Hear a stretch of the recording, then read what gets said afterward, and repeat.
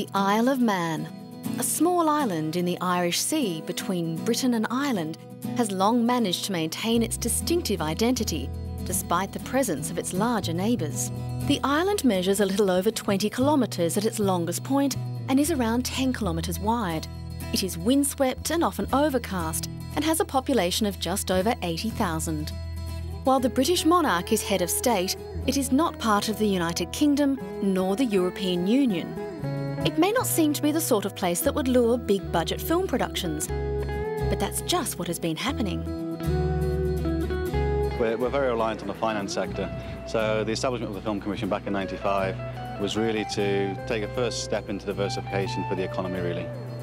The island has had a colourful and at times bloody past. After their 8th century settlement, the Manx were at times ruled by the Vikings and Normans before the Scots and then English took control in the Middle Ages. They are now a self-governing dependency. The Isle of Man government has been the driving force behind the film industry push. In the last 7 years, we've invested around about £35 million in something like 39 projects. For the next couple of years, we're looking to go to bigger budget films, bigger budget, more commercial films. And we've announced in our recent budget in the Isle of Man that a media development fund is being set up. And that fund is likely to generate something of, in the order of £125 million.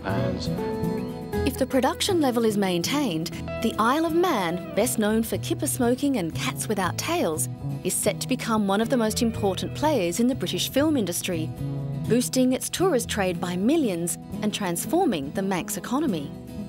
Traffic wardens have reinvented themselves as location scouts. Sailors are becoming production runners. Kennel owners are launching careers as snake handlers. Pensioners are swapping the gardening for regular work as film extras, playing corpses and clergy, or passengers aboard Thomas the Tank Engine. It's unclear whether their Celtic ancestors would approve.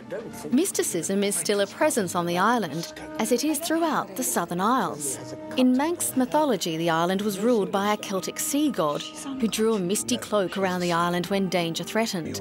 But those who are part of the film boom on the small island are not in the fog. It remains one of the few European film centres in constant production. We are now in a 3-year deal with the Isle of Man, officially developing projects that are designed to shoot a half or more on the island. The result is one of the few government-run film industries that are running a profit. Despite the presence of stars such as Christina Ricci, the locals continue to go about their business.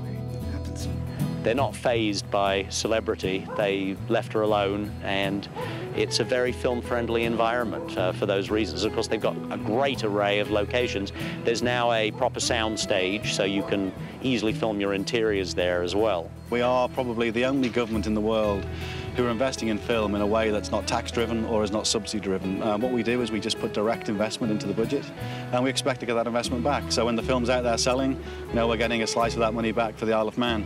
But in addition, and much more importantly, it generates a massive amount of local spend into the local economy.